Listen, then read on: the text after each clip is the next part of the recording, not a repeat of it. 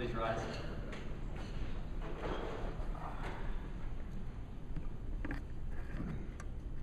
What a wonderful event to see the history, to see the connection.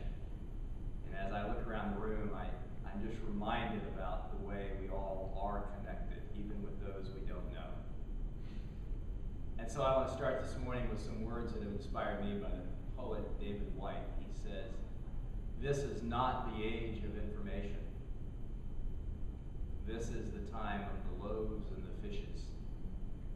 And one good word is bread for 1,000. So for just a moment, I just invite you to turn to your idea of source, whatever that might be. In all of the many world's religions, there's the idea that in the beginning, the great Creator spoke a word. And from that word, all was created, all that we know, all that we see, all that we can conceive of. And so today, I just am reflecting on the power of the word, and therefore the power of this organization. We come here to learn how to hold our hands and how to address an audience, but really what we're doing is we're learning how to create with the power of the word. So today we give thanks. We give thanks for this opportunity to be here for one another, for the power of the word coming from our mouths and all that we do in the world.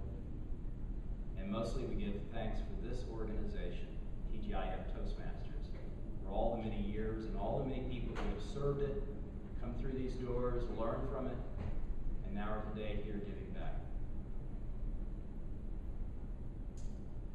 And so it is.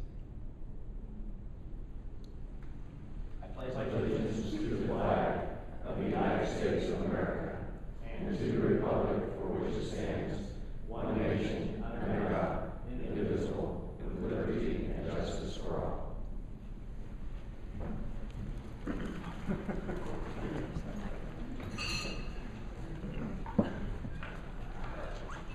Good morning again. My name is Russ Merwin. I'm a board member and president of TGIF. Our plan this morning is to have obviously a time for breakfast and so forth, and then we're going to start here in a minute with a little panel discussion.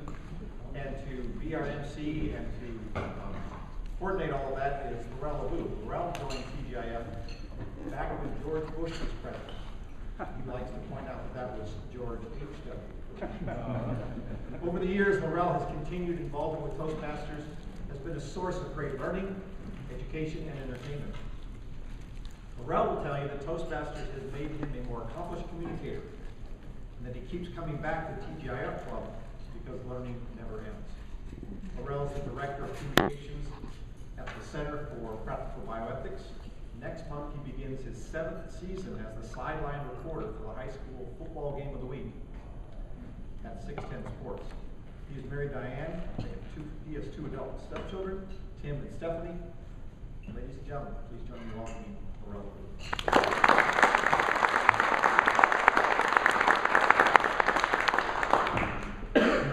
Good morning. Good morning. Can everyone hear me okay? Yes. You know, I don't know if I need the microphone. I came from a family of 11 kids. And in order to communicate, we had to project and be heard. So thank you. It's really a joy and an honor for me to be a Master of Ceremonies for this wonderful event today, and to see so many faces and people that I've come to know over the years and come to admire for their speaking abilities, and how no matter where anyone starts, they're able to benefit from this organization. Well, the year was 1981. Ronald Reagan was president. The Los Angeles Dodgers won the World Series. The Oakland Raiders won the Super Bowl. Now, many of us were using ancient communication technology, like typewriters. I don't think they sell those anymore. The fax machine had not been invented yet. Imagine that. There was no face to Facebook. Twitter hadn't even become a twinkle in someone's eye yet by that time. So how in the world did we communicate without all that technology? Well, into that breach stepped a new organization, and it was TGIF, Toastmasters. It was chartered on August 13th, 1981. The first club president was Clyde Glandon, and charter members included a pair that many of us know in this room, Bob Allen and Trudy Brown. TGI has led somewhat of a nomadic existence in terms of where we've had our meetings. We started at John Francis Restaurant at 80th and Floyd. We moved to Western Hills, I don't know if that even exists anymore, on I-35 and 67th Street. We've made stops at Howard Johnson, a Ramada Inn, a Holiday Inn Crown Plaza, and Embassy Suites before settling at the Courtyard Marriott, where we've had our meetings the last few years. At all of these locations, it's fair to say that millions of words have been spoken. Most of them well.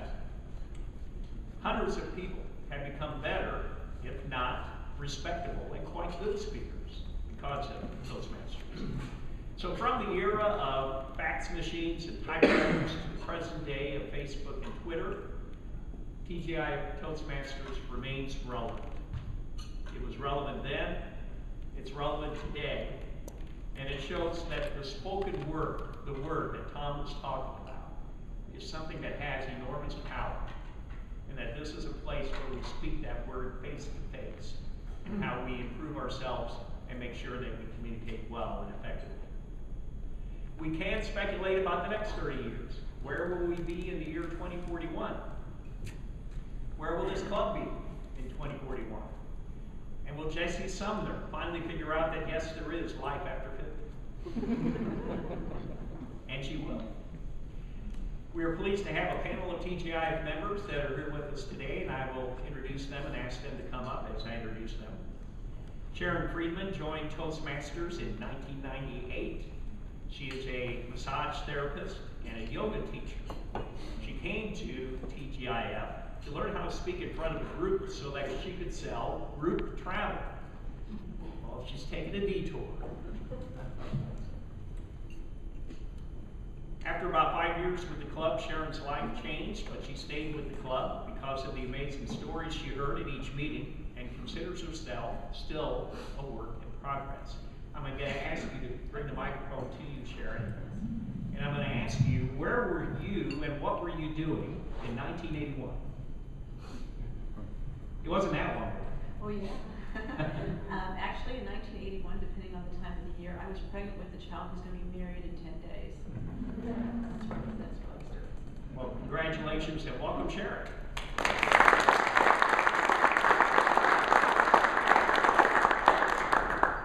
Our next panelist is Devin Henderson. Okay, let's move on. Devin, speak on. No, go ahead. Come on up. He has been a professional magician since he graduated from K-State in the fall of 2003. 2.5 years ago, he made the transition from magician to speaker. Since then, he has honed his style of mixing magic and message, and TGIF has helped him fast-track that process. Since joining TGIF, he has presented a motivational message to many organizations and corporations, including OfficeMax, Cisco, and Hallmark Cards. So Devin, the question to you, where were you and what were you doing in 1981? I was waddling around the living room with my parents, watching The Price is Right. That's a great way to spend the day. Devin Henderson, welcome.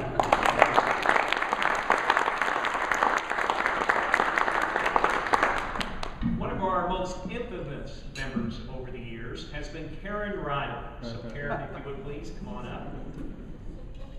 Karen has been a member since June of 1995, but she likes to say that she's the oldest member of TGIF, not just in terms of membership, but in years. We found out at the most recent meeting that she was in first grade in 1946. Now, who won the World Series that year? I have no idea. I know. Yes? The Cardinals did. Very good. The Mad Dash, Edith Slaughter, all that. So, the Cardinals won in 1946. So, Karen, please bring the microphone in front of you and answer the question. Where were you and what were you doing in 1981? In 1981, I had just gotten in real estate, and I had been invited to join what I consider the very best real estate company in Kansas City, and that was the first ERA company, McHenry Rock Realtors. So she was in middle of real estate. There you go. Karen Riley, welcome.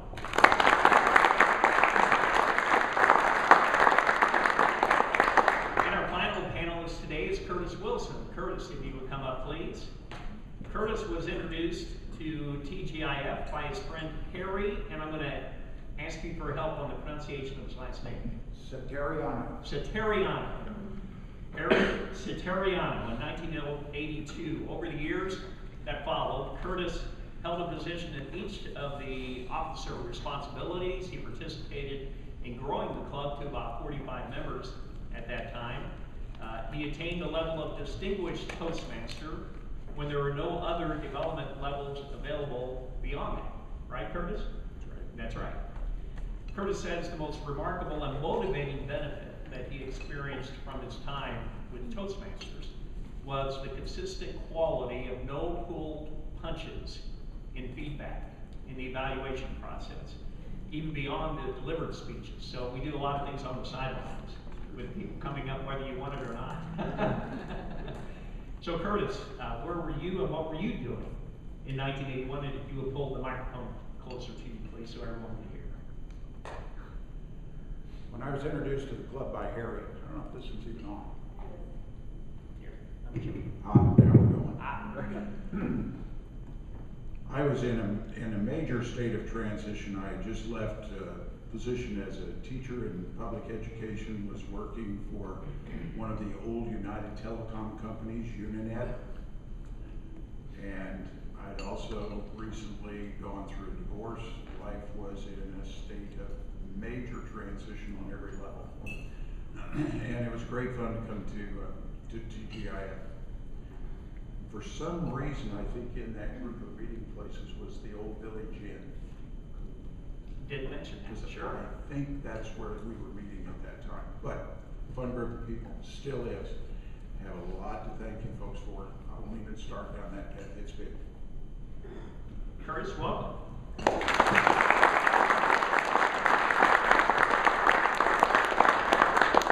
There have been a lot of stories with all these individuals who are up here, and one of the favorite stories that I remember from Karen was how she stalked and chased one of her ex-husbands out of a restaurant. How many people remember that story? That kept us in stitches for months after that. We never wanted to meet Karen in a restaurant, anywhere, anytime after that. So thank you for sharing that, Karen. Well, let's have a conversation with this panel. Sharon, what drew you to the club in the first place? Why did you join?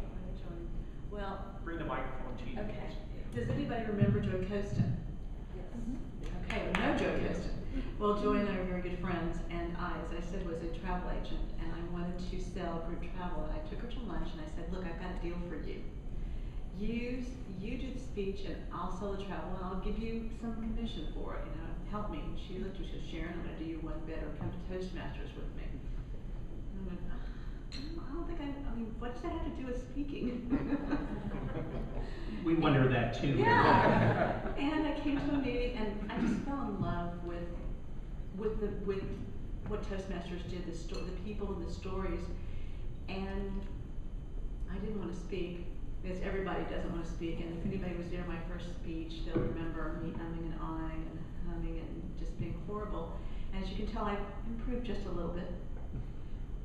But I've really enjoyed, and 10 years later, 11 years later, my husband looks at me and when the alarm goes off at 5 o'clock in the morning, and he says, what are you doing? And I'm going to Toastmasters. And he says, why?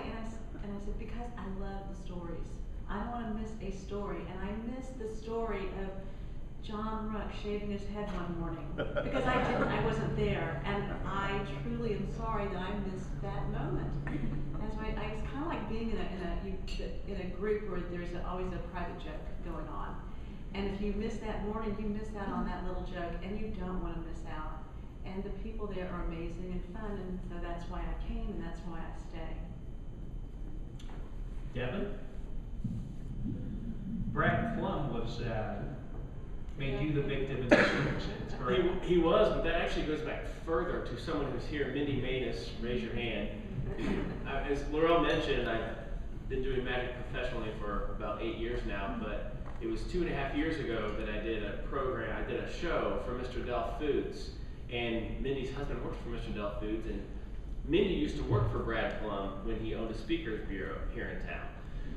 She approached me after the show and said, "You should consider having lunch with my friend Brad." And I said, "Oh, who's Brad?" And she told me that Brad used to own a speakers bureau. And I thought, well, I'm not a speaker, I'm a magician. I don't want to be a speaker, that doesn't sound like fun. But I went ahead and had lunch with Brad, and Brad convinced me that you can make more money as a speaker than you can as a magician. Came down to the dollar. Get it? So but then he also told me, "I know you have some message, some story you have to tell.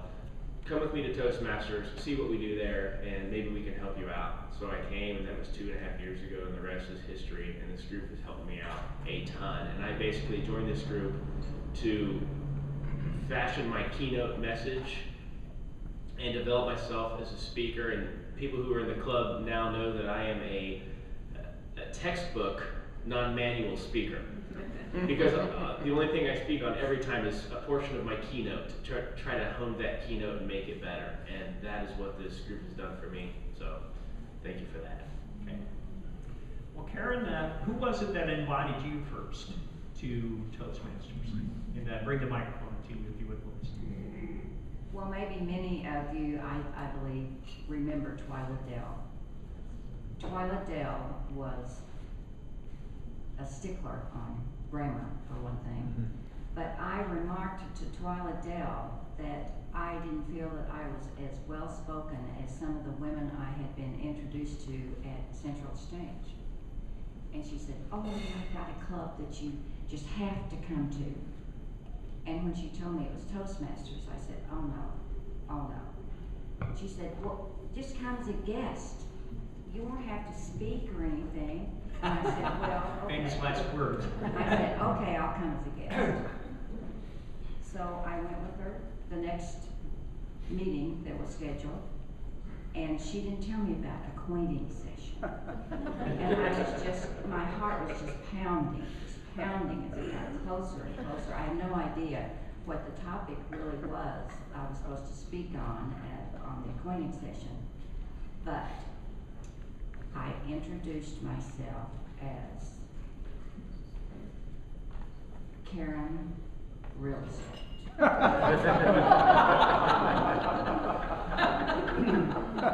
don't know what I said after that. I have since found out I'm not my job.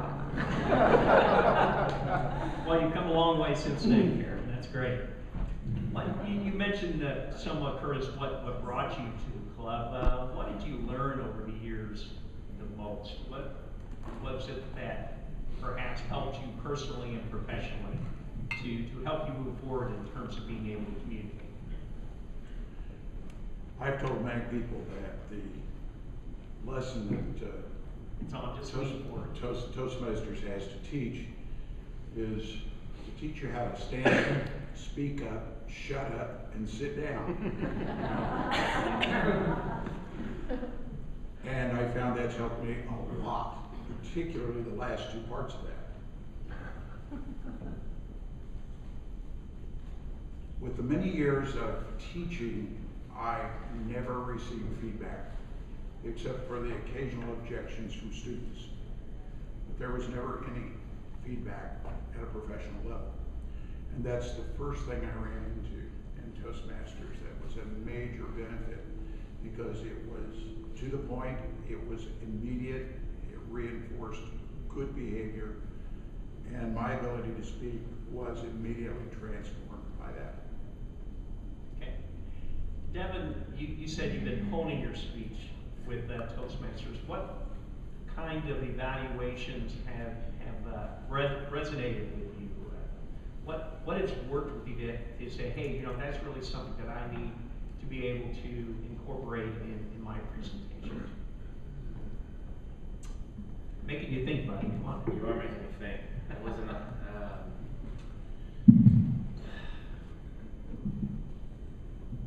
the evaluations have been good from everything from the smallest thing that's in my gesture or in my words to the biggest thing as far as how my speech is structured.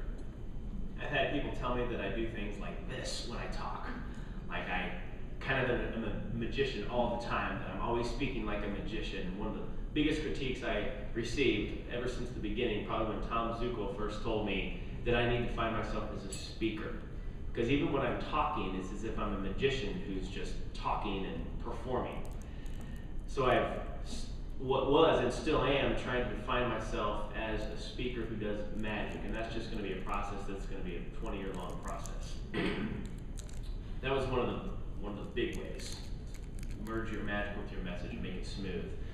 Then there's the small things like Laurel told me a little bit ago, that I do this motion right here, and I got that from watching Dave Ramsey.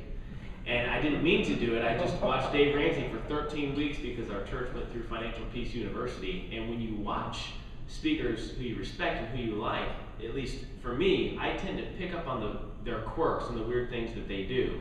And I start performing their bad habits. Or at least things that work for them, that only work for them, that don't work for me.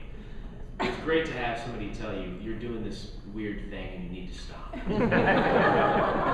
don't think I put it to you quite that way. No, Laurel is one of the most gracious, constructive critics in our group, and I listen to everything Laurel says because I think his word is gold. I need to start charging for that. Sharon, how have evaluations helped you as a speaker and a presenter? I tend to be living in the state of denial.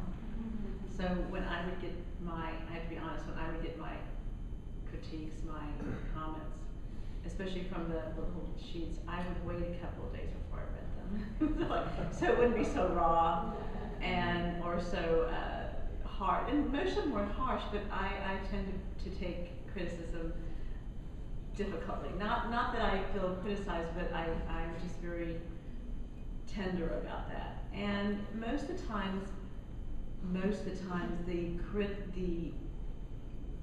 it called? I'm having trouble with words. Evaluations. They were right on target.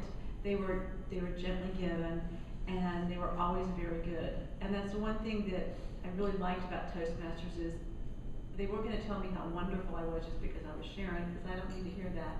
I'm trying to improve, and I want to hear what I do need to change and what I do need to improve on, and hopefully I remember them and I try to incorporate them into my speaking the next time.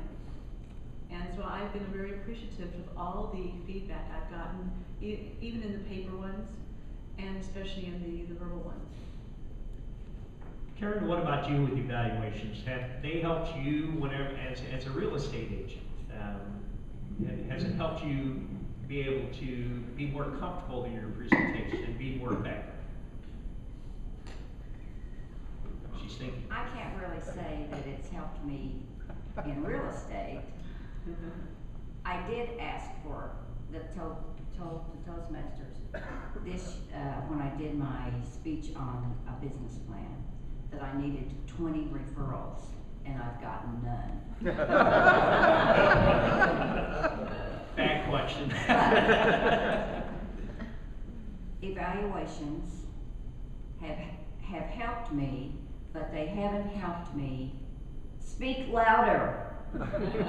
Every one I get is I have a soft voice, and I don't really see myself as having a soft voice, but for 16 years I've gotten the same evaluations. So good evaluations, I guess I don't pay attention. What is it they say about how you define insanity? Keep trying to do the same thing over and over again, thinking you'll get a different result. So, okay, next time Karen talks and you're evaluating her, do not say, talk louder. To me, it's talk softer usually. Sharon, do you have a favorite memory, perhaps a favorite speech over the years that you recall? Well, there's a lot of them. I'm gonna do two. There's a guy, a lawyer, a black lawyer, who was here many, many years ago. Nobody ever remembers him. He was Oh, yes, I remember him, sure.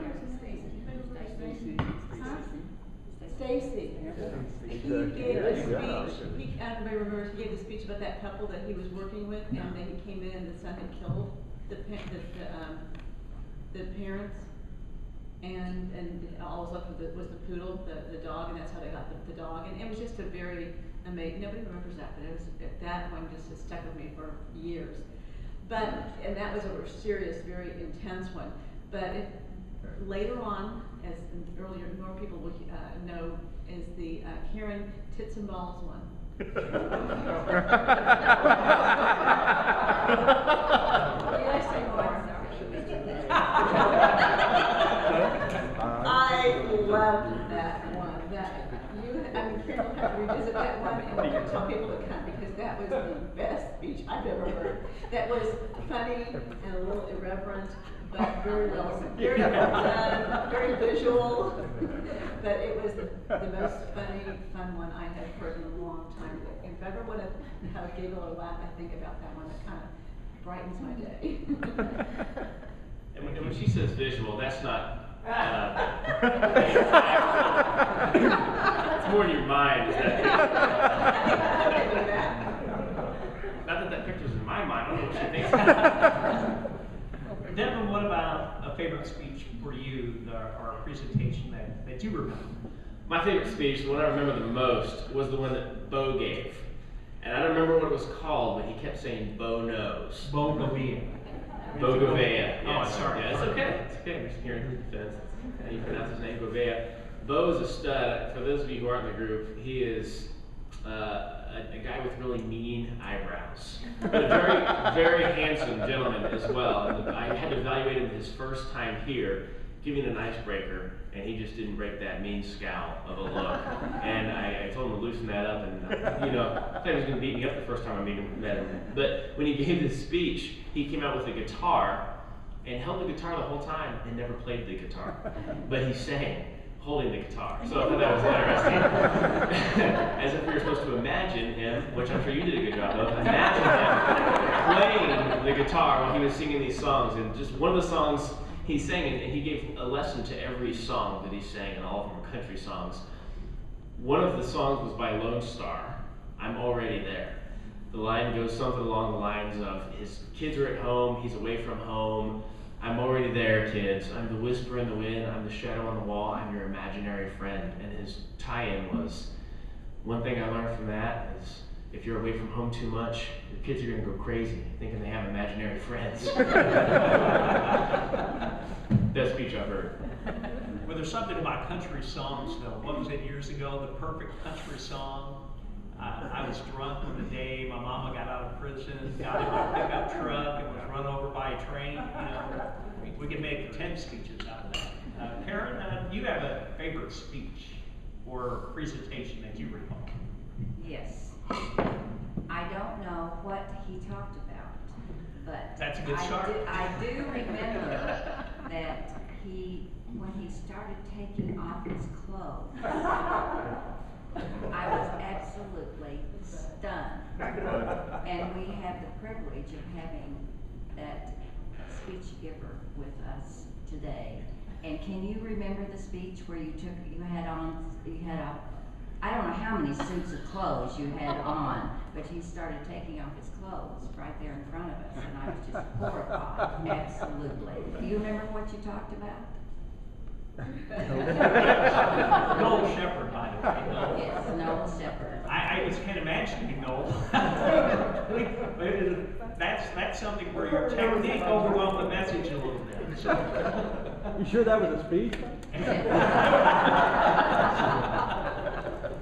Jesse did a burlesque one years later, so maybe these two should get together. Well, I remember that, and most recently, I remember the speech that Brad Plum gave about visiting the Liberty Memorial. And he talked about the book that he had purchased at the Liberty Memorial when it told about Christmas Eve and Silent Night, Holy Night. And he did such a fine job with that speech that I think the audience, the Toastmaster audience, was the quietest that we'd ever been. It was just breathtaking. And at our party last Saturday that we had at our pool party, I told him that that was the most memorable speech that I've heard, and it was good. Curtis, how about you? You were a long time, a lot of speeches. Any series of speeches or a particular speech that stands out to you? A lot of speeches, that's right. One that really stands out in my mind is one that was given by Bob Allen. And I knew Bob outside of Toastmasters, and one of the things that he did was teach horseback riding. And the speech was, "I never met a horse I liked." And he proceeded to describe all of these horses that he knew, and he had names for them that fit their personality. He talked about Slingshot and how his last memory of Slingshot was watching the horse's ears disappear between his legs as he went flying over the horse's head. And then there was Homer, who he could not, in his best riding talent, get to walk out the bridle path away from the barn, but as soon as he turned around and saw the barn, he was on a dead run to get back. But he had a whole series of very creative names, and he had all of us just rolling around laughing at that speech. It was great. Great fun. Karen, in your membership with TGIF, what's been the biggest challenge to you? Maybe a particular kind of speech? What's been your biggest challenge? My biggest challenge, I think I told Rich earlier this morning, my biggest challenge has been how often I appear on the speaking schedule. I don't know whether he's trying to tell me something or what, but I think of all the reasons why I can't do it. I don't have anything to say. I don't want to. And who can I get to fill my spot? And if I can't buy any of the excuses that I've given myself, and so I say, oh, well, I'll do it. But you're never happy about it. No, I'm not. But by the time it gets to be time to give a speech, I always come up with a title. Sometimes it's a rant, like boobs, butts, and balls. And then I have ranted about let's use the telephone more often, and I always find something to talk about. You've led an interesting life, so I think you have a lot to offer. Sharon, what has been, or perhaps continues to be, the biggest challenge for you? Today it's bringing the microphone to you, so I forget. I think one of my biggest challenges still, 10 years later, is feeling the confidence to get up and speak, number one. And then, that's just the beginning, but making the speech, and I found that I'm a perfectionist. To my dismay, I didn't realize I was. But to my dismay, it has to be perfect. And if it's not perfect, it's not good enough. And if it's not good enough, why go and do it? So, I just start from there, and then I procrastinate because it's not going to be good enough. I shouldn't do it, then I'm not going to do it. And then the speech comes, and lo and behold, I get up there. And I'm just never satisfied with what I do. And I think one time I've been satisfied with how I did. But the biggest challenge for me is getting prepared for it, is the writing of it, is the flow of it, and getting everything I want to say in it. And I always sit down, and I think everybody else feels this way too. Darn, I forgot to say that. Darn, I forgot to say that. Let me get up and do that again. And I think I've realized that that's always going to be the challenge. And the challenge is to accept it and feel good about it and just relax and enjoy the moment. And so that's what I'm working on now. And the one thing I did realize about speaking is that there's so many people here that speak so beautifully. They're so amazing, such amazing speakers. And I realized I'm never going to speak like them. I'm going to speak like Sharon. And the moment I said that to myself, I really relaxed and enjoying the speech more in the way I speak and the way I present, instead of trying to present like a Curtis or Mark Maish or people like that who are just so comfortable, at least from my eyes, on my side of my eyes, that I see how comfortable they feel in speaking. And so my challenge is to be myself when I speak. Curtis, what about you? Challenges as going through Toastmasters and now in the years hence after you've left the club, but what kind of challenges do you still wrestle with to some degree whenever you have any kind of presentations that you make or even conversations? I tend to be an analytical, investigative thinker, and my mode of presentation was always sort of quiet and laid back.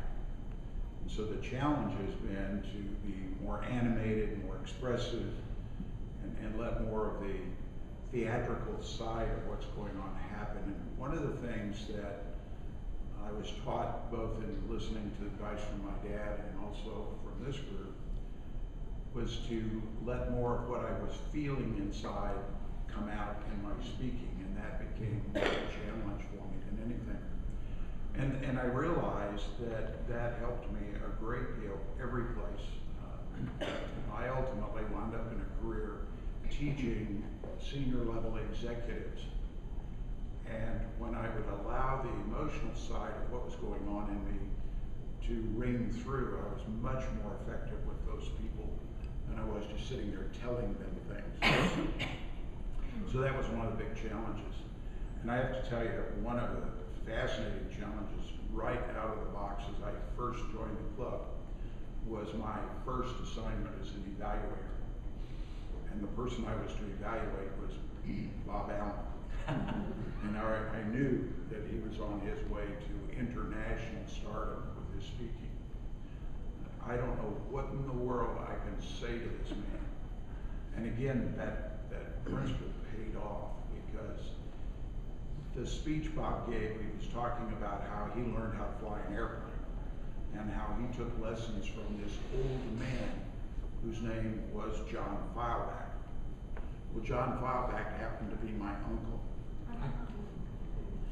And at the time Bob was taking lessons from John Feilbach, he was about 10 years younger than Bob was the morning he gave that speech. So my feedback to Bob was, you never know who's in your audience, Bob. Be kind when you speak of people by name. Now, Devin, I think whenever people see you speak, you're an entertainer, you've been doing it for a long time, they think it's natural. But I know it's something that you work at. What do you see as a challenge that you had to work on as you worked with Toastmasters? Well, today one of the biggest challenges is looking over here at Sharon's notes. She has two things scribbled down: tits and ball. I am stunned and Just make sure you take those with you when you leave. What's that group all about? Thank you. Hey, get back, focus, man, focus. Focus. One of the biggest challenges for me is waking up at 6 o'clock every other Friday morning. I typically sleep until 9 because my office is in my basement. But getting up that early, and sometimes earlier, there's been times where I've woken up at 4 o'clock because I'll wake up and I'll start thinking about my keynote speech, because I know that's the portion of it that I'm going to give, and I start thinking about how the portion of it that I'm going to give can be better. And then I start tying together ideas and tricks and jokes, and then I have to get out of bed. And so I'm up, before I need to be in order to make it to Toastmasters on time, just to think of one idea, and then I go down into the basement, into the office area, and I just start rehearsing the speech, and I do it over and over and over again. And then that's when the ideas, that is when some, for me, golden ideas have hit me those early mornings where those moments wouldn't have happened unless I was forced to go to Toastmasters and give it that morning. Because I wanted it to be a little bit better. Because I felt a little bit of an obligation to the group, since I was giving the same speech every time, to make it a little bit different and a little bit better. The challenge of waking up in the morning is actually what pushed me to continue to force myself to grow. Thank you, Devin. One of the elephants in the room whenever it comes to Toastmasters and speaking generally is a four-letter word. It begins with F, but it's fear. The fear of speaking and the fear of getting in front of a crowd, and what that does to you and how that pushes you, perhaps, in the best sense, to do well. Karen, are you still nervous? Are you still fearful? Do you still feel like you have to overcome fear in order to get in front of a group like Toastmasters or something like this today? Well, yes, I do feel a lot of fear. Most recently, because I had a stroke in May of 2009. And I still have aphasia, somewhat. When I think about it, I can't think of any words. And that's very scary to me, because I had gotten to the point where Mark Maish convinced me that I didn't need to even write down. I told him a story about the time I bought a red Armani jacket. And he said, if you'll just not be so tied to the words that you write, just stand up and tell the story. And I had gotten to the point where I could either rant or tell a funny story or whatever without the words. But after I had the stroke, the first speech I gave after that, when I was complaining about being on the schedule again, unbeknownst to Rich Parrish didn't know I had a stroke. But anyway, I gave the speech about a family I sold a house to many years ago called the Riblets. And I wrote it down, and I think Devin evaluated me, and I told him that I just wanted to see if I could get through it, because I was absolutely terrified. And I did. And it is getting better. My fear level is less. But if I don't think about it, I'm not afraid. Curtis, how do you use fear? Do you use fear to your advantage? Do you have the butterflies that you have to get to fly in formation in order to be able to present? Having presented in front of so many different size groups through the year, generally speaking, getting up to do a presentation is more about a tension or a stress of just jumping out there and starting than it is about fear maybe. But this story I want to tell you briefly is not so much a downer as it is an interesting light in education. But my very, very good friend died a very sudden heart attack. And his widow came to me and asked if I would read his eulogy. She said, I want somebody that has a strong voice, can stand up and speak about this man's life and won't lose it. I said, well, I think you've got me on all, maybe but the last point. I actually talked to a couple of ministers and I talked to some Toastmasters about how you manage your emotions in that situation. And the best advice I got was from Brad Plum, who said, by the way, I've never been asked to do that. And by the way, most of the people who asked about this had never been asked to deliver a eulogy. So Brad's advice was, when the emotion comes up, change the emotion and see if that'll work for you. I didn't have a place to practice that. Well, my friend Herschel had written his eulogy many, many years before, and his wife wanted that read, along with any other comments I had. So I came to a place in the eulogy where just before I read this, I looked over and his young daughter was losing it right there on the front row. And of course, that's yanking on my heartstrings big time. The next words were, "You may be angry with me, you may be angry with God."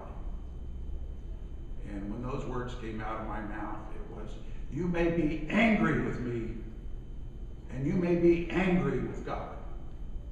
That was the end of the emotion. I went ahead and delivered the rest of the eulogy. And I had a number of people say that they thought that was the most effective eulogy speech they'd ever heard. And I thank Brad for that. Well, I gave my eulogy to my brother who died last year in San Diego. And I went through much the same thing where I submerged my emotion, basically.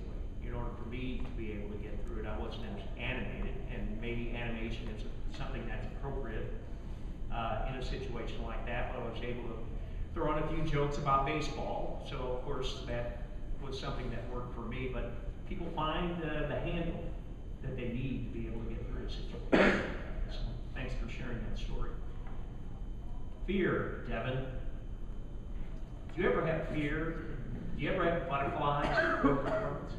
Yeah, and I'm thinking this, after I hear that, I'm starting to think I haven't really experienced life yet, to a certain extent, which is a blessing and a curse, probably.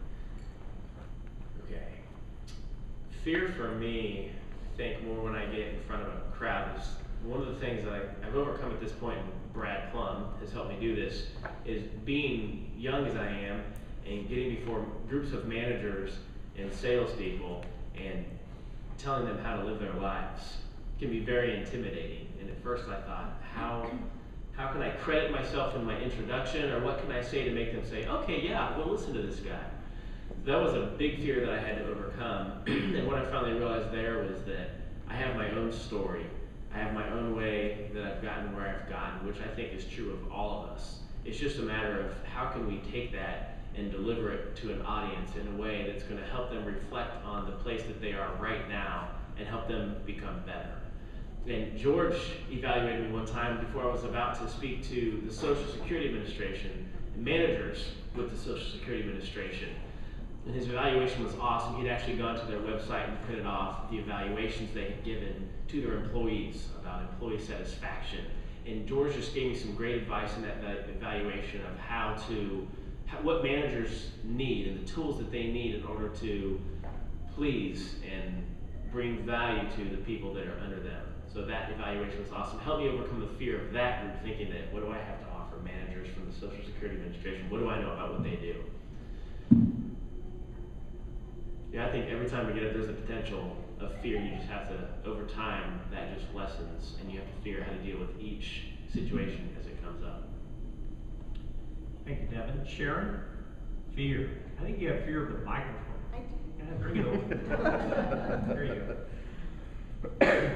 It's interesting you ask about fear because I have these little sayings all over the house that thoughts of the day that come to me in the email, and some hit me more than others, so I print them out and put them in different places all over my house, and then I'll be walking around my house and I'll read it and go, oh.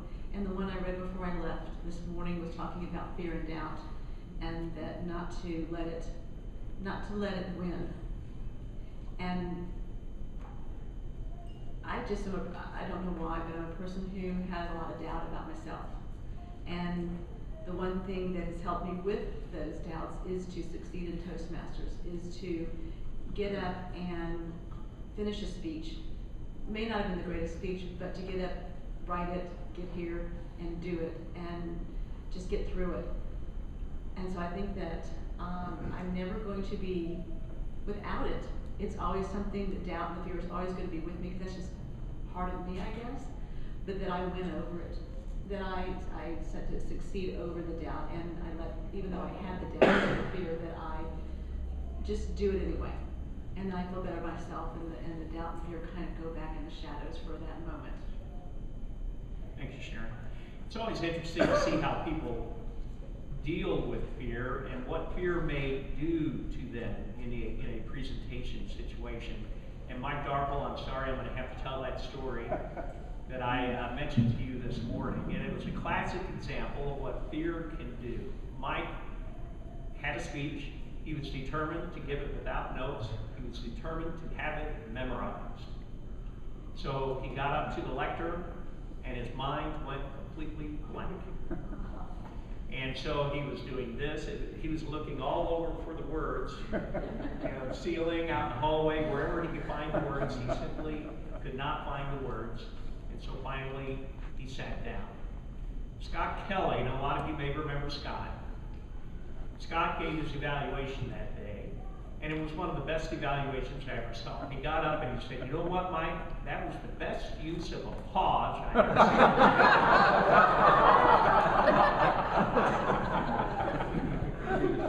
So I remember that story whenever it comes to fear, and I think we all have to deal with fear no matter how long we present, no matter how many times we get up in front of people. There is always a fear factor. Karen, or let me go to Kurt's first. Your favorite character, your favorite individual during your years in Toastmasters. Does anyone, person in particular, come to mind? I think I have to say Brad Plum. The reason for that is the tremendous versatility and demonstration that he brought to this group just amazed me. And one morning when we were seated in a big U shape, he got up to speak and went up in front of the lectern, pulled a chair up and sat down, spread his legs out in front of him, and in a very relaxed way told this wonderful story. And it was not only a very effective speech in terms of the story that he had to share, but that laid back, relaxed manner. It sort of reminded me of the old man down in Georgia who was sitting out in the backyard on an old tree stump telling Uncle Remus stories. The Wren's nest down there, home of the author of those stories. And so here's Brad in a very formal to semi-formal Toastmaster setting, demonstrating how you can be an effective speaker and not stand up behind the lectern to give a formal speech. And that was just typical of the versatility. And it seemed like every time I would listen to Brad and watch Brad, I'd learn something. And so that's the reason he's one of my favorite characters. Karen Riley, you're a character in your own right. Do you have any particular character or individual that is memorable to you? Yes, I do. And he is here today, and it's Mark Maish. Mark, you evaluated the first speech I ever gave, and I gave a repeat of that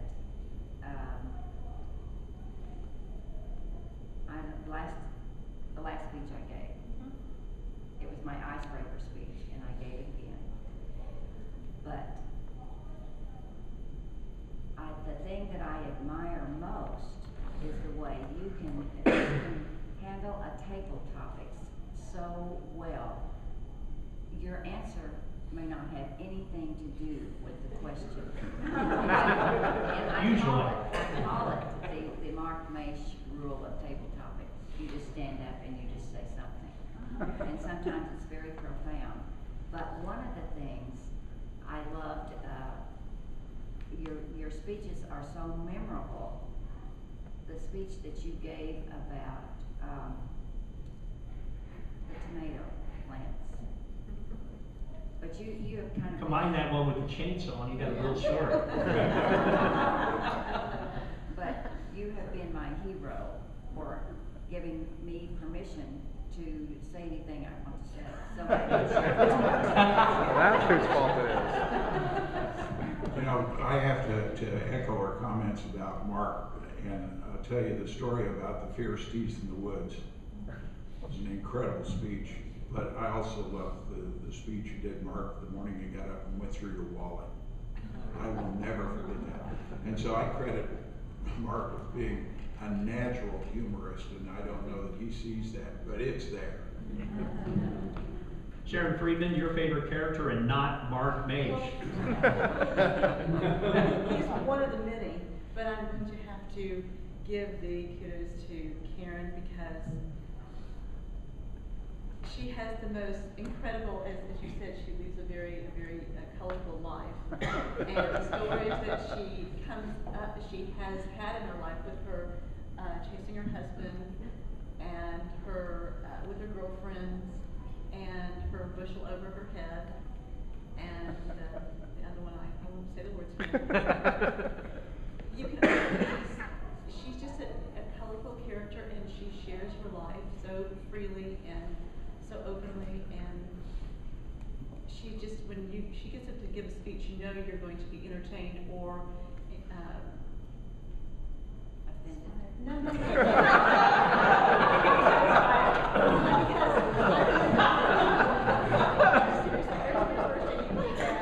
After your stroke, and you got up and spoke, and I was like, oh my goodness, how amazing to come back from such a big health issue and to just go back to life as normal, and I just really admire your ability to do that. Thank you. And I think you just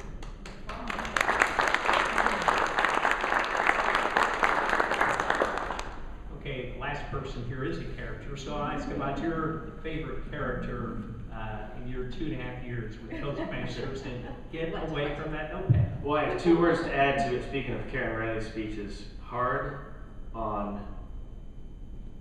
Wasn't that you? Yes.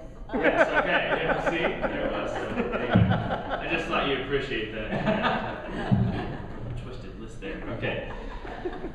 You had to be there. Really, you had to be there.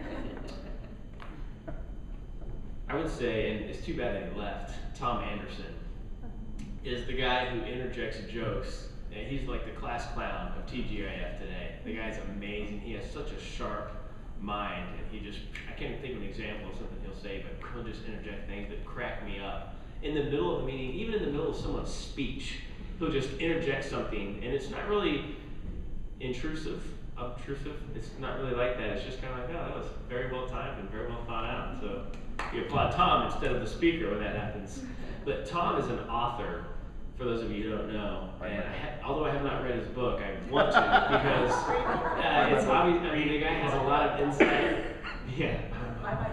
The guy is wise, and he's the one who gave the invocation today. So you can see he's very eloquent, masterful at the lectern, and I think he's going to go far. I don't know where he is at right now in his speaking career, but I think he's trying to really make it work, and I think it's going to work for him because he speaks from his heart. By his book. A final question for the panelists, and I'll start with you, Sharon. If you had a chance to tell someone about Toastmasters and what they would gain from their participation with the group, what would you say? That is a great You would question. say, get the microphone in front of you. Sorry. I hear all these major, not people on the radio like politicians and clergymen and people who do speaking for a living, and they and ah all through their speeches, and I so many times wanted to go up to them and say, hi, I'm Sharon Friedman, and I have got a wonderful place for you to go to improve your speaking. You have so much to say, you've got wonderful things to say, but all the ums and ahs are getting in your way, and I really think you need to come to Toastmasters with me. And I don't have, that's a fear I have of getting up and telling them that we've had a room full of people in our meeting. If I would just get up and go and say to these people, you need to come to Toastmasters with me. So that's what I would say to most people, and I'd like to say, and I have said to some people this, but I think the fear of speaking is so big that even these people who get up and speak for a living are afraid to come and speak just to learn to speak better. That is, if they get up and they do their thing because they have to do it, but to get up and do it to improve on it is more than they can handle, which is really sad, but the truth. And so that I have thought about it, I have tried it, but there's bigger fish in the pond I'd like to tell. Okay. Devin, if you had a chance to tell someone who's considering Toastmasters and give some advice in that regard, what would you tell that person?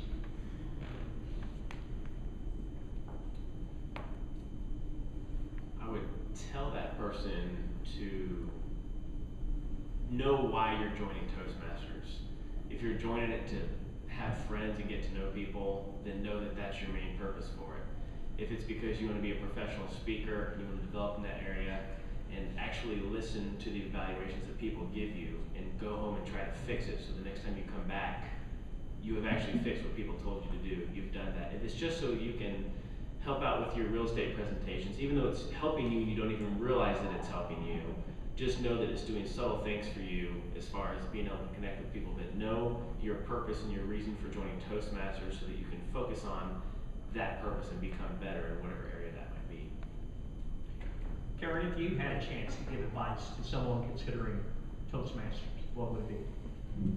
Well, I would use the Twyla Dell approach, because Twyla just conned me into coming to Toastmasters.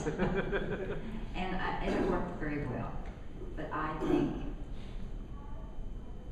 think if someone in a conversation expresses the thing that I told Twyla, that I felt I wasn't as well spoken as everybody else that I was meeting, I would just invite them to come as my guest. And I've invited a lot of people in when I was performing the function of finding all the old members and telling them about this event.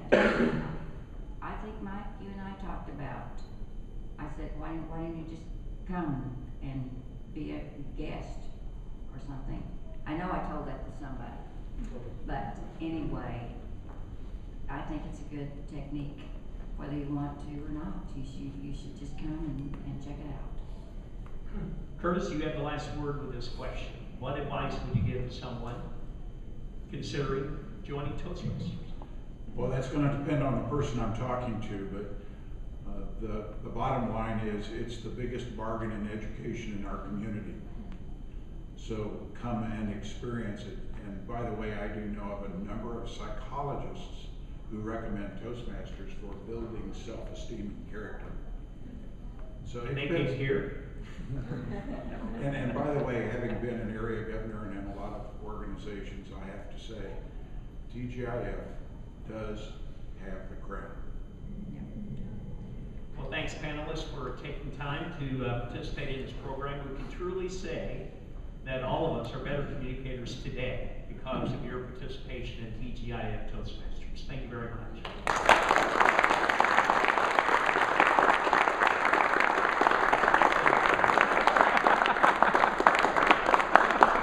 Karen, you wait until the Master of Ceremonies is done. And thanks to all of you for the opportunity to be your Master of Ceremonies today, to moderate this program. TGIF remains a joy to me over all of these years, and I look forward to many more years of creative craftsmanship around this art of speaking that we all love so much. Thank you.